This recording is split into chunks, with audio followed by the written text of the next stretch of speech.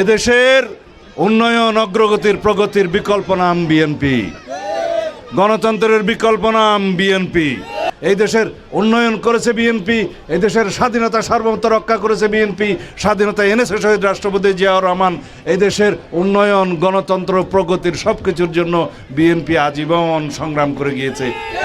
শহীদের রক্তের অঙ্গীকার, আমাদের ছাত্র জনতার অঙ্গীকার, যারা চক্ষু হারিয়েছে, যারা পঙ্গু হয়েছে, তাদের প্রত্যাশা, আপনাদের সবার প্রত্যাশা, এদেশের মানুষের প্রত্যাশা, একটা শক্তিশালী গণতান্ত্রিক রাষ্ট্র বিনির্মাণ করতে হবে।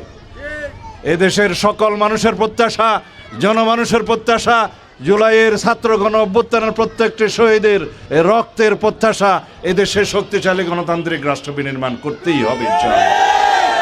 এদেশের এমন একটি গণতান্ত্রিক ব্যবস্থা চালু রাখতে হবে যে এই গণতান্ত্রিক ব্যবস্থার মধ্যে কোনো দিনই কোনো স্বৈরাচারের ফ্যাসিবাদের উৎপত্তি না হয়, উৎপাত না হয়।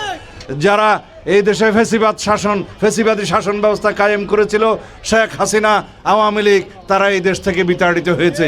এই দেশের জনগণ তাদেরকে পালিয়ে যেতে বাধ্য করেছে। আবারও যদি কোনো রকমের কোনো দিন অগণতান্ত্রিক শক্তির উত্থান ঘটে, তাহলে আমাদের পরিণতি একই রকম হবে।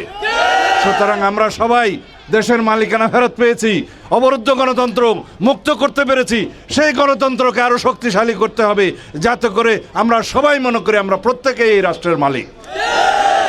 সুতরাং আগামী 12ই ফেব্রুয়ারি আমাদের প্রত্যেকের স্বাধীনভাবে, মুক্তভাবে নিজেদের ভোটাধিকার প্রয়োগ করতে হবে, আমাদের গণতন্ত্রকে শক্তিশালী করতে হবে ইনশাআল্লাহ। আপনারা সবাই জানেন এই দেশের উন্নয়ন করেছে বিএনপি, এই দেশের স্বাধীনতা সার্বভৌমত্ব রক্ষা করেছে বিএনপি, স্বাধীনতা এনেছে শহীদ রাষ্ট্রপতি জিয়াউর রহমান। এই দেশের উন্নয়ন, গণতন্ত্র, প্রগতির সব কিছুর জন্য বিএনপি আজীবন সংগ্রাম করে গিয়েছে।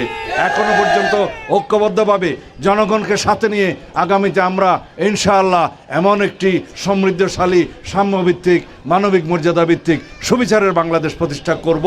সেই প্রতিষ্ঠার জন্য আপনারা প্রত্যেকেই আগামী 12 তারিখে দানের শীষের পক্ষে সমর্থন দিবেন ইনশাআল্লাহ। এদেশের উন্নয়ন, অগ্রগতির, প্রগতির বিকল্প নাম বিএনপি, গণতন্ত্রের বিকল্প নাম বিএনপি। সুতরাং আমরা বাংলাদেশের পক্ষের শক্তি। যারা ভারতের পক্ষের শক্তি ছিল, তারা ভারত পালিয়ে গেছে। আর একটি শক্তি যারা বিদেশি শক্তির গোলামি করে, তারা বাংলাদেশে বিভিন্ন রকম বিভ্রান্তিমূলক রাজনীতি করছে। তাদেরকে কি আসতে দিতে পারবেন? আমরা বাংলাদেশের শক্তি, বাংলাদেশের মানুষের পক্ষের শক্তি। আমাদের স্লোগান হচ্ছে সবার আগে বাংলাদেশ। স্লোগান কি? সবার আগে বাংলাদেশ। আমাদের সকল কিছুতে নীতি প্রণয়নে আমরা বাংলাদেশের স্বার্থকেই সর্বাগ্রে তুলে ধরবো ইনশাআল্লাহ, সর্বোচ্চ জায়গায় তুলে রাখবো ইনশাআল্লাহ। বাংলাদেশের স্বার্থকে সমুন্নত রেখে আগামীতে আমরা একটি শক্তিশালী, সমৃদ্ধশালী, গণতান্ত্রিক বাংলাদেশ গঠন করব ইনশাআল্লাহ।